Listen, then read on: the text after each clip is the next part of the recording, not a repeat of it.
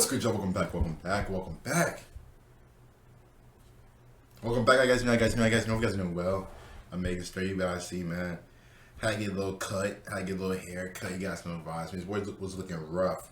I mean, rough as shit. Looking real rough, dirty, you name it. Yeah, I look like that.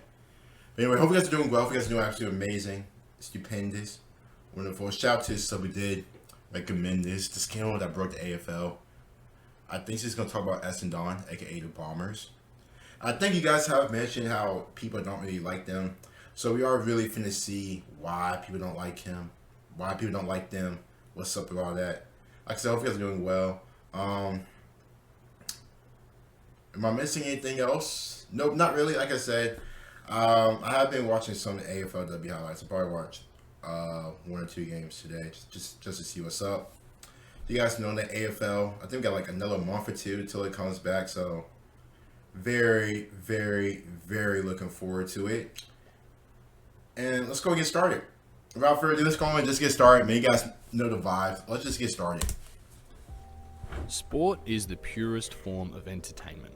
Players competing at a professional level against each other physically provides the basis for passionate support, the creation of role models, and millions of dollars in revenue. This is because sport is clean. Also, shout out to the sub who noticed me in public today. Shout out to you, it bro. Involves no opinion, no contentious ideals. I don't really. Yeah, like if y'all see me in public, you know, I don't really. But most of y'all, I think most of y'all guys are like international as well, so y'all probably won't really see me, you know, in public. But if you guys do, what's up? No, yeah, physical contest. And it's for this very reason that when sport breaks this mold, it's so captivating. When there are politics, scandals, and controversies in sport, the world takes notice. Salary cap issues, players in off-field trouble, and the biggest sin of all, performance-enhancing drugs. Oh no. Inherent in sporting competition is the ideal that the contest is always fair, and the victors are crowned as such due to their superiority, tactically and physically. All of these attributes that define winning teams and players are earned, worked for in the gym, on the field, or in the rooms. So when players break that code and gain an unfair advantage thanks to chemical science, it's obviously pretty frowned upon. And I don't care. I think she was bad as shit. Okay. I think Maria Sharapova was bad as hell. Okay. I'm sorry. Please don't judge me. I thought she was bad as shit. Then that's when I found she cheated. I'm like, damn.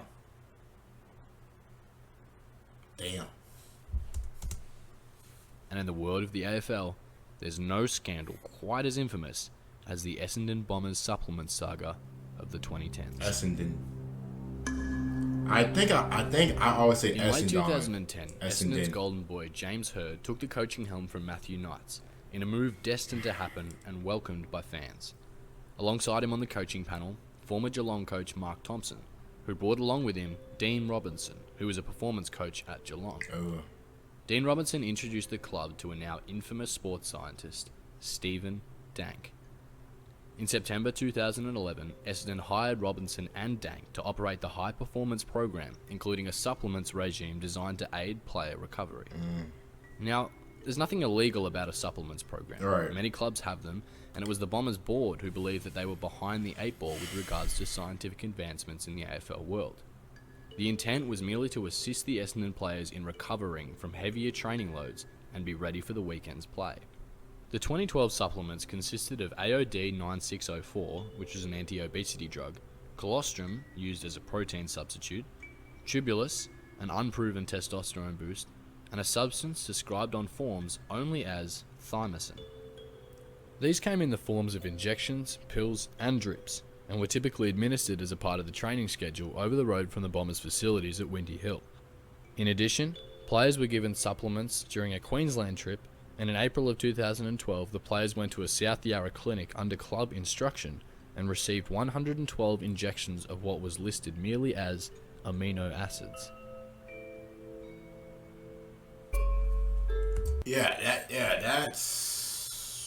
That's weird. That's very weird. Obviously, got guys from Geelong, and then also they hired, you know, Dank, whatever the fuck his name is. He's infamous, cheating bastard. But yeah, sums up. Yeah, that's weird. 112. 112 injections. Early into the 2012 program, club doctor Bruce Reid raised concerns about the mystery surrounding what the players were being given. Reid had been the club doctor for many years, but was largely kept in the dark regarding the program by both Dank and Robinson, as they believed he wouldn't be on board with the New Age science. The substances being administered were never descriptively labelled, which Reid took issue with, but he was heavily lent on by the club to give his consent, as Essendon believed in Dank's work. Reid wrote a letter to the... So Reid was the good guy. It seemed like he knew something was up, but the club was like, nah, we trust Dank. Yeah. The club detailing his suspicion of Dank's practices, citing that the club didn't actually have clear information about exactly what was. You know what I mean? It's like dating a girl, a guy, whatever. You know what I mean? And like your friends are trying to, you know what I mean? And like something's weird about something's weird about him or her. You know what I mean? She's probably doing some weird shit. And at that, your friends are trying, him and her friends are trying to be like, nah. We trust them. They don't do anything stupid. But like, like, that's suspicious. Why is he or she doing that? But their friends is like, no, they don't do that. So you're like, what the hell? And they're like, they're good. And you're like, all right. Like, got my suspicions though. Administered. I got my suspicions. The injections were labelled as simplified versions of themselves. Reid's contention was that the only plausible reason for this lack of detail was that the supplements were either unproven or unethical. At this time, the only fear for the Bombers was that it may be a bad look for the club in the media. Yeah. The club elected that express approval would be required from Reid in the future prior to the administering of anything to the players. After this agreement, Dank seemingly became even less transparent, administering injections without consent of Reid while seemingly informing the players that it was all club approved. It was this disconnect between the administration and the playing group that ultimately led to an order for Dank to cease the program in May of 2012, although later evidence suggested that injections were still being administered as late as July. The ability of Dank to continue without the players being aware the program was supposed to have been ceased is baffling, and how the administration and James Hird were seemingly unaware, equally confusing. They following Buddy to his house. Now, here's where it gets interesting. A main contention in support for the Bombers is that whatever happened during Dank's program did not work, as the Dons missed the finals in 2012, and that it was merely one madman with the keys to the club. But eerily, by the end of May, where Dank was told to drop the program, Essendon were 8-1, sitting second. By July, when the program supposedly stopped completely, they were 11-4. They finished that year with a record of 11-11, dropping their last 7 games to miss the 8. Compounding with evidence that the program was doing something was the amount of soft tissue injuries the Bombers wore late in the year.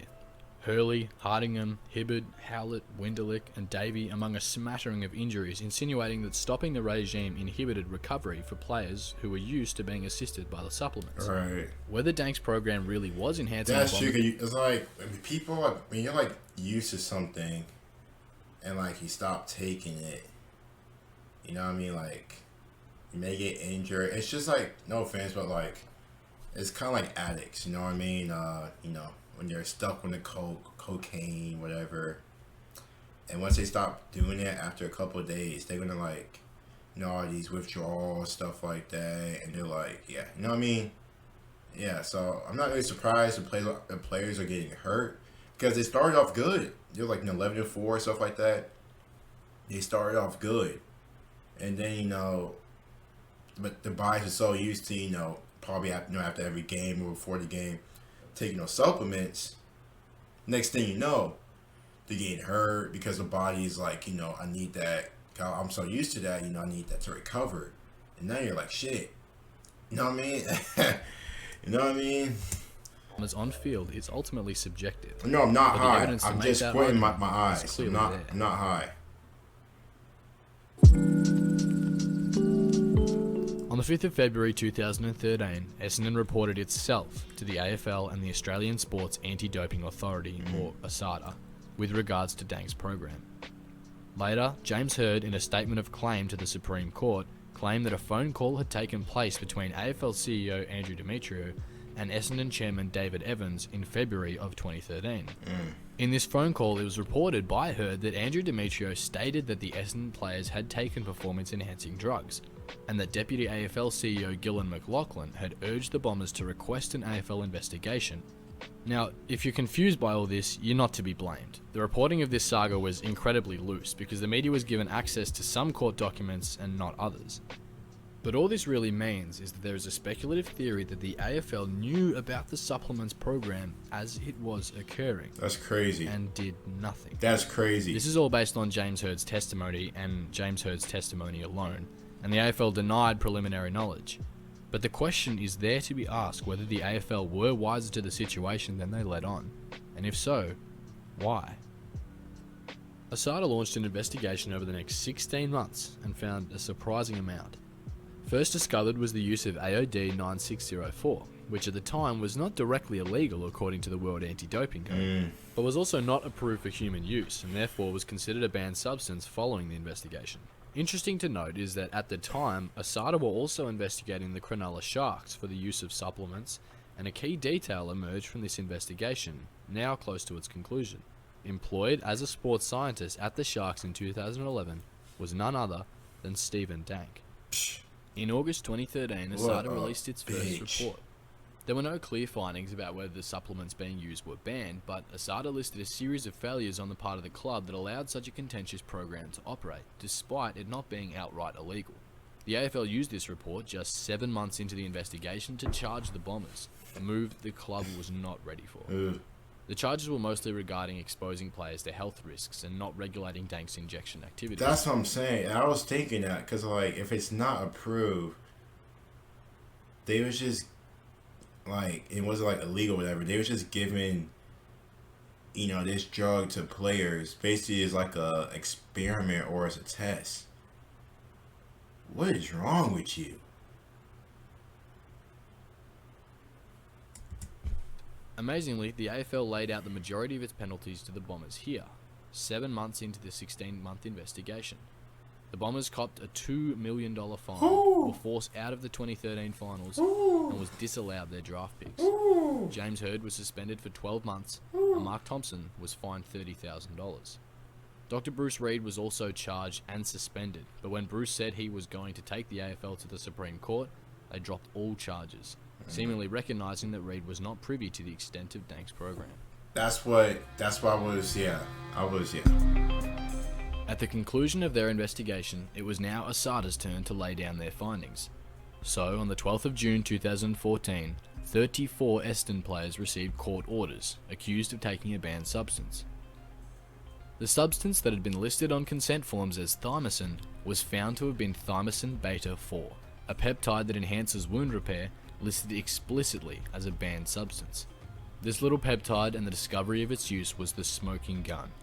ASADA did not conclude that the players were aware, but that the club was. Despite this, ASADA issued the mandatory 2-year suspension, rubbing virtually the entire Essendon playing list out for the following seasons. Who?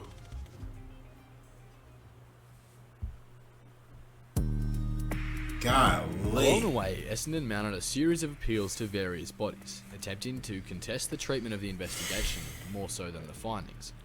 As mentioned previously, James Hird mounted a challenge in 2013 to the Supreme Court, claiming the investigation was a breach of due process, and certain portions of the investigation that were released were designed to hurt Hird's reputation. Essentially, his personal beef with ASADA was that they were framing him as the primary villain of the saga. He lost that bid and in the process a lot of legal costs. Keep in mind that this appeal was following ASADA's first report and before they had discovered that the peptides the club were taking were banned. This suggested an element of deflective guilt on Hird's part very early on, although whether he knew what the players were taking is still up for debate. Following ASADA's second report in 2014 alleging that the players were taking the explicitly banned thymosin peptide, the club itself launched a separate court appeal, their claim being that the alliance that was formed between ASADA and the AFL was unlawful. Essentially, ASADA compelled Bombers players and officials to be interviewed during the investigation. Essendon argued that while the AFL possessed the power to force players to be interviewed, ASADA did not, and therefore the investigation was unlawful. Yeah. But 3 months later, the federal court ruled that ASADA acted lawfully, and that the players were to serve their suspension. By way of conclusion, in my view, ASADA complied with the rule of law in establishing and conducting, in the manner and for the purposes it did, the investigation. The Essendon administration did not appeal this decision, but Hurd, acting alone, decided to appeal again, most likely losing his job in the process. But he didn't lose his job. But neither did his appeal work, finally submitting to the proceeding after over a year of court battles. So now this might seem pretty cut and dry. ASADA handed down its suspensions and the players served them, right? Well, not quite. This story still has many twists and turns yet to come. And in part 2 of this saga, a look into the AFL Tribunal's handling, the final Here's part decisions, 2. and how Essendon managed to get themselves out of this hole and become a competitive side once again. Yeah, so your boy has taken some, some sport law classes, during school, stuff like that. I don't cap. I really pay attention. No, not really. I don't cap. I didn't really pay attention to it. I did though, but some of the stuff I know, like due process, court law, and I don't know if you can appeal every year because court cases take a minute to get set up and actually, go through them. But don't cheat. Don't cheat. As for Reed, I agree. I don't think he should have, even been charged with it. Cause like we saw in the beginning, he was real skeptical about it compared to that other bastard, like Dink. But if y'all want to see part 2, let me know, man. Guys, don't get like and sub. Comment up, like, guys, thoughts and reactions. See you guys later.